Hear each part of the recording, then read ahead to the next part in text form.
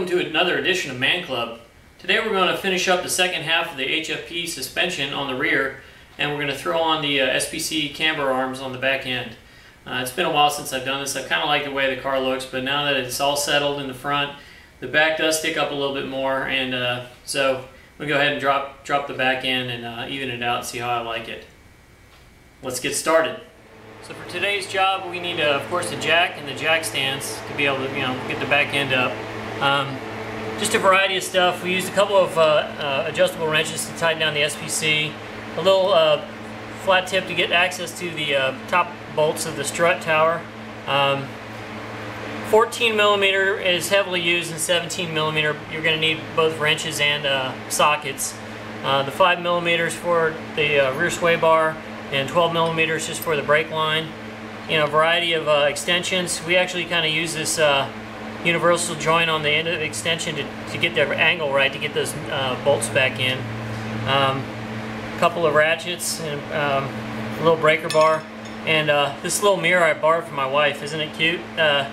Basically that'll help you be able to see on the top of that strut tower when you're trying to get those nuts back in, because you really cannot look down there. You can't do it by feel either. So that's what we're going to need today. Okay, we'll start by chocking the front tires. We're going to loosen the lug nuts on the rear wheels and then jack it up from the center point. Okay, now that we got the car all jacked up, we're going to push the seats down and then pop the access panels. The seat release is right here in the trunk.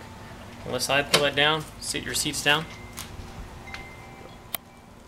Okay, so we're in the back seat here, and then there's a access panel on either side. We're just going to pop these up and loosen the screws in here.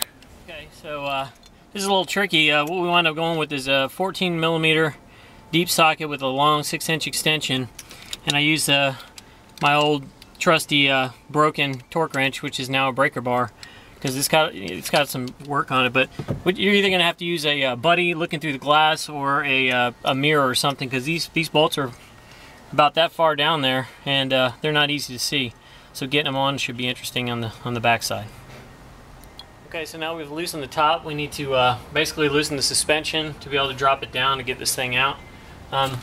There's a brake line here with a 12 millimeter screw on it here, and then down here the stabilizer bar has got a 5 millimeter hex head, and I believe that's 14. Let's see, yeah, 14 millimeter to remove the stabilizer bar. So we'll loosen both of those up, and this should give us some play.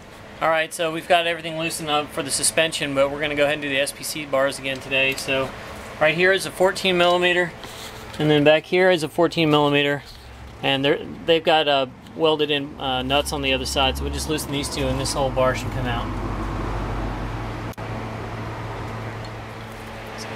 Okay, so we pulled the old bar off here, and what you're going to need to do first of all is you want to leave your rear sway bar loose on both ends, because you really need to get the sway bar out of the way to get this thing out. Once you got it out, you stick a bolt in either end, and you need to make these pretty much the same size. But what you need to do is leave the same amount of thread on either side here. You don't want to have a whole bunch of thread here and a little bit here. We want to make this as equal as possible. And basically just kind of eyeball with the bolts, and we'll put this together. And that should get us back to where OEM was. And then after a week or two, after the springs kind of settle, the new springs, we're probably going to camber out a little bit more if we want to. So we'll go get an alignment and pull that back in using this adjustment. Alright, so after we put the SPC bar in, we've got it adjusted on both sides. We left it finger tight and we got it all mounted up. We've torqued these in. So what you need to do is tighten down these bolts here so this thing doesn't move. Okay, I just want to show you the method that we hold the nut in when we're putting the nuts back on the top of the strut tower. So you got a piece of plastic from the bag the nuts came in. You can use any kind of plastic or whatever. Stick it over the socket, and then push your nut in like that, and then just fold it down, and I just taped it to hold it in place. And you can just, when it's taped there, you can reuse it over and over again. You can see it'll hold the nut. That way with your extension you'll be able to stick that down there, and these nuts won't fall out on you.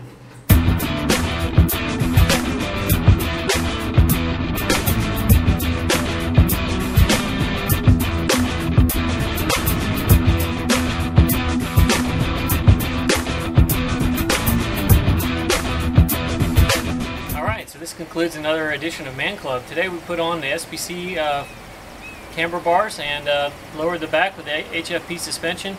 Right now we just dropped it, so I mean I can still get 3 fingers in there, but I'll check it in about a week. It's about where the stock ones were right now, so give the springs a chance to settle and the struts and all that, and we'll see how it is.